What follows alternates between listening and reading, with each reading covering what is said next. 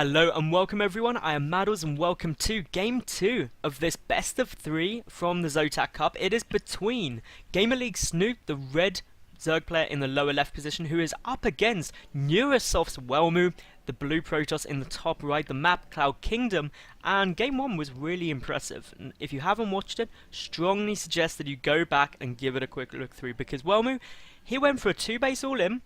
It was a 1-gate expansion, which, as I mentioned in Game 1, was absolutely brilliant. I like the choice there.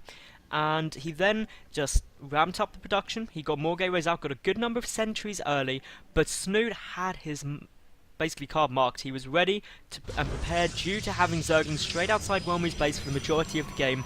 Knew precisely when Welmu was going to move out. Snute knew exactly the count of units, how many Immortals there were, and he also saw the sentries quite early on. That allowed him to get out the Roach Warren at 6:30, ready to deal with all of the pressure. There was a tiny bit of a moment where Welmu was looking pretty strong, but Snute definitely held it well, and I'm loving the fact that Welmu now in Game 2 has altered his build.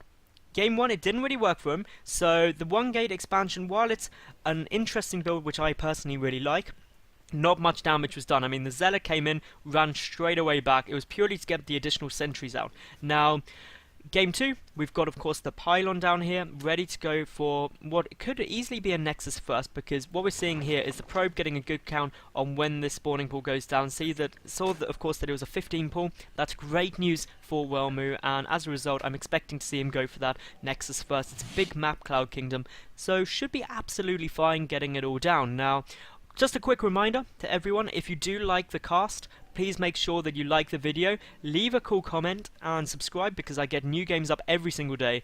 The past week or so I've been putting up like 3 games every day, and this little chat, if you're wondering what's going on, of course a probe did die. We should have a moment of silence for the poor scouting workers, which needlessly well, not needlessly, but honourably sacrificed themselves trying to get that vital information on gas timing, on pool timing, and on build timings, because that allows future units to react the best they can. But straight away, coming back to this game, we've got Snute getting the scouting information off, seeing it was a Nexus first. That straight away says to Snute, I need to take my 3rd base a little bit quicker, but he could be vulnerable, so Snute does have the possibility, if he wanted to chuck down a couple of Zerglings if he wanted to go for a timing, but he's missed that window straight away. Instead, just droning. We see no Zerglings out at all, which is different to Game 1, where, of course, Snute got those earlier Zerglings out, having seen that there wasn't a quick expansion or pylon on the lone ground. But now we're really gearing up to have a game which should go on a little bit longer. We should be seeing different strategies out of them. Snute has got to take that 3rd base. There we go. So that 3rd base came down at 4 minutes, pretty much on the dot. That is exactly what you want to do in this situation. If you see the Nexus first and you skip the Zerglings, you can get this base out a little bit sooner, which is able to get you the economy you need. You know you're safe due to the fact this gateway still isn't even finished, so there's not going to be any pressure coming on. Everything is great for you. The Overlord, interesting pattern just coming around here. Rather than just staying still up at the top, going to try and weave its way through, get a count on what else is going down, see if it can see any key tech or when the Cybercore gets thrown down. But for the time being, the Cybercore actually being put down on the high ground, using the pylon there to hide it out. So this Overlord has got to go further before it sees it, which isn't a huge problem, but it's just, I like this play, to be honest. It also protects the Cybercore up here as well, that should there be some kind of roach push or anything, you're not going to get sniped off as if you'd had it there. So all very, very good from these two at the moment. Pretty standard play.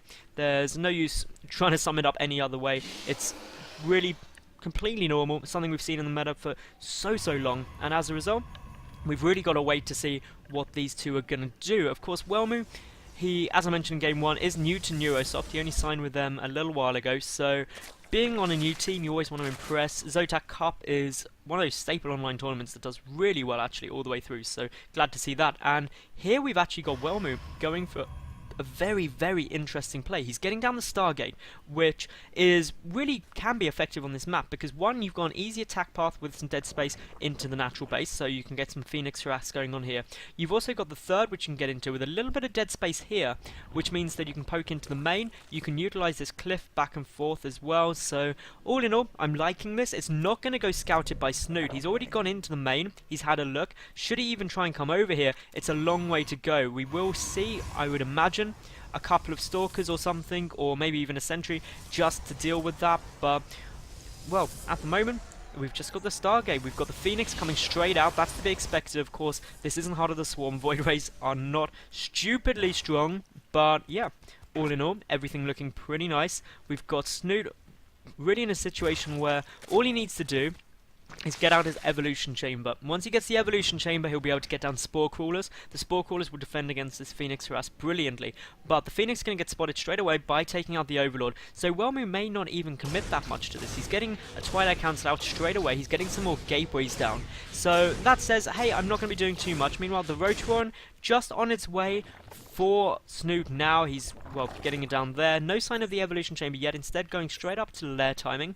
The fact that the Phoenix was revealed here does give a bit of a giveaway that I'm not trying to get a whole load out to deal damage. I'm just trying to retake map control, and that is precisely what Welmu's achieving by this. He's picking up some Overlords. The Overlord straight away trying to sacrifice itself in to see what's going on. Sees, of course, that the +1 is researching. That is good news. Snute just taking his 4th base, because if your opponent has committed to getting these Phoenix out, you know you had no risk from an Immortal Sentry all in, you know the opponent hasn't teched that much, and as a result, you can afford to take this 4th base and get economically ahead, because the Phoenix aren't going to do that much damage to you. They can't attack buildings for a start. The lift goes down on the Queen here. This is where the Spore Crawlers really are required if you want to hold it off. The Queen likely to go down, but of course it's just going to hold it off as best it can for the time being. But there's another lift. We should see some more Queens in production. There we go. That's looking nice. And what Snoot's doing is he's just sending some Roaches out, sending them forward, because ultimately if your opponent has gone for Phoenix, they're not likely to have much of a gateway force out. So you might be able to get a little bit lucky there with a bit of a counter-attack. But still,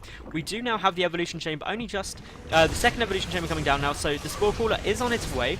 That's going to allow this defense to go a little bit better. But so many Overlords are getting killed here by Snute, for Snute rather, and as a result, Snute, he is going to get supply block now, and that is going to be insanely irritating for him. This harassment pretty much comes to its end now though, and Snute's counterattack is really the best decision he's got. He's supply blocked, he didn't lose too many workers, he only lost 3 in total this game, so as a result, the counterattack may do some damage, but we've got a good number of sentries here, a good number of stalkers as well, so that means the force fields are going to hold the lings off, the wall off is going to be very, very good indeed. We've got the stalkers moving forward, which is a great decision in this situation, because you can see that there isn't too much there. With the sentries, you know your force fields are going to be good. We do still have the Phoenix just sitting there waiting, but look at this loss tab. Phoenix are so cost effective against Zerg. It's really, really great to see Welmu using them. The pylon on its way down. This is just gearing towards taking my 3rd base, so Welmu's done the harassment. I don't believe he scouted this 4th base, that's the only thing he is missing now, but yet again Snute with some unfortunate rallies, does see a lot die there, but in comes a bit of an engagement here. The force fields, really great, trapping all of the Zerg army, straight away allowing Welmu to clean this up with very minimal loss there. I don't think he even took a loss there.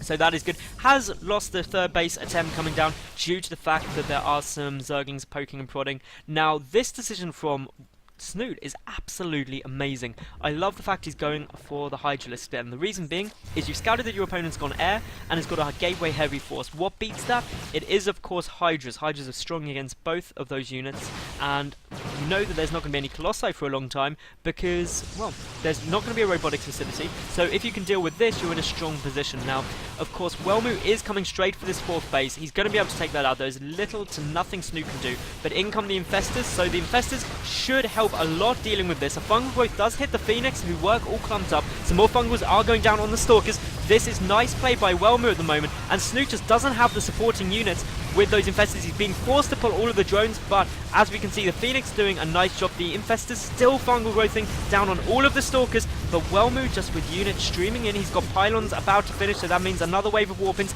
Some roaches are en route, but look at these Infestors. All of the energy is gone, and look at that large warping coming down from Welmu. He's coming in from behind. The roaches out of position now slightly, and all in all, with Blink as well, this is going to be near impossible for Snute to hold, in my opinion. Welmu, just with great read, great planning, and a great build, is going to be able to take out this 3rd base almost certainly. We do have more Zerglings on the way, so Snute, if he had a great position and a lot of luck with these workers, he may be able to do something. But well, Welmu, he is just pushing forward relentlessly. The Blink micro is absolutely on the money. So again, Blink Stalk is incredibly cost effective. There is much smaller force out at the moment for Snute. So many workers have been killed as well. 29 knocked out. So even if this push were stopped, Welmu is going to be in a comfortable position looking at the worker count right now. But, well, all the roaches cleaned up, the Stalker's moving forward, and it looks like these Zerglings are just going to go for a counterattack if the third was going down to try and pick it off. But, to be honest, this is pretty much game now. The Phoenix coming in, picking off yet more Overlords. This third base, that is dead and gone.